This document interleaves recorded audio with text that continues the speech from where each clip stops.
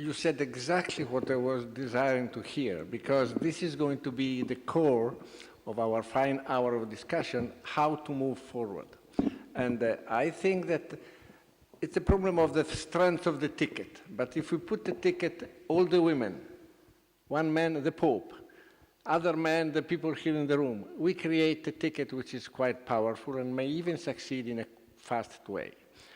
We will see, but our recommendation cannot but consider your consideration and the consideration of the High Commissioner for Human Rights. Thank you very much. I think before going forward with the next speakers, if somebody has a specific question to raise along this line, this would be the moment to do it. Please. I'm sorry to ask, can you say your name? Oh, Maximo Torero from the World Bank. Good. My question is related to the technology, because I fully agree with what Mr. Daniels was saying in terms of the need of states and especially the regulatory framework behind.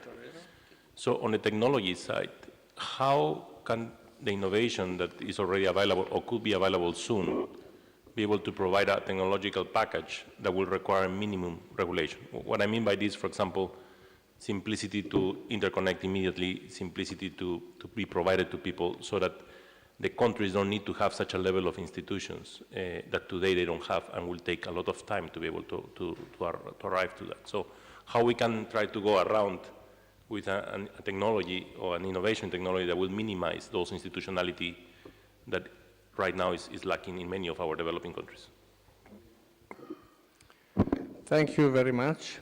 Somebody else before? Otherwise, I go forward with the presentation, Free versus Affordable, of Dennis O'Brien. Please, Dennis. Can I just say something in response to the point that was just raised? Oh, sure. I didn't hear your hand raised. So, well, it wasn't up, I thought.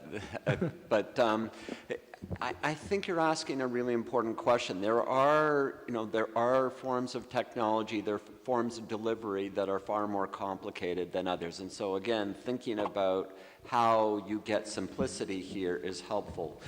But again, I think that the theme that you're raising is quite appropriate. That is to say, how do you minimize the demands for complexity, for technical expertise on the part of the state, but recognizing the state doesn't go away. And this is, again, even issues with a simple, alluringly simple technology, questions of access of service, which communities, in what order, of what kind of quality.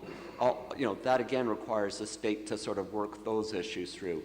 Content restrictions. Again, all of these issues are ones where the state is going to have very intense interests, and again, to the extent that particularly in authoritarian societies, where this right of access is seen to be a significant countervailing force on the capacity of governments to act, even the simplest technology may be an offensive technology. So I still think this is important that we have a subtle understanding of the interplay of all these factors. Thank you. I have another request from President Turk, please. Thank you. I have a quick question for Mr. Magazzeni, who spoke, I think, very persuasively about the development of human rights standards and human rights implementation system, which is obviously relevant to the agenda, to our agenda today. Now, my question is this. The discussions on human rights implementation system and internet governance have been taking place in parallel, and partly they both have been taking place in the UN system.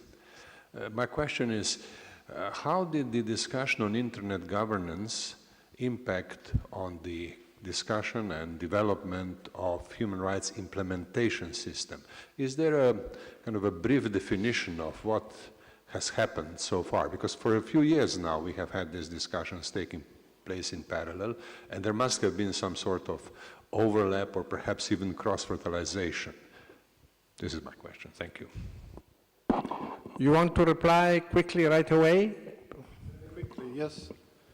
I think that this is a very important subject, and the focus of most of the discussion needs to be really on implementation.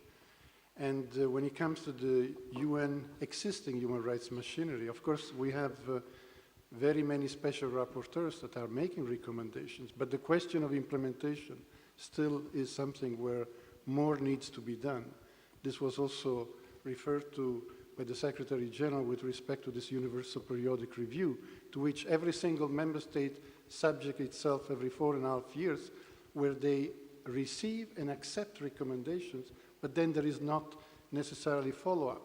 One mechanism that he is suggesting, and there is actually another very detailed report in the current session of the General Assembly, is to encourage member states to set up national coordination mechanism so that all what has been received from the treaty bodies, from the special rapporteur, from the Human Rights Council in terms of recommendation are looked at by the executive with the participation of legislature, judiciary, national human rights institution, civil society organization, because while the primary responsibility is for the government to fulfill its human rights obligation, there is a need for greater participation from every single entity within the state. And I think those mechanisms that coordinate better and work also on follow-up action plans and link those more effectively to the sustainable development goals, I think that that would be a very effective way to also enhance the focus on the issue of connectivity and internet as a human rights, but also moreover to look at what needs to be done by whom and when. Thank you. We will go back to this concept, which is quite important at the end, because we will have an hour for discussing all these problems together. Now, I apologize with Dennis O'Brien for stopping him, but the questions were pressing. So you have your 10 minutes, okay?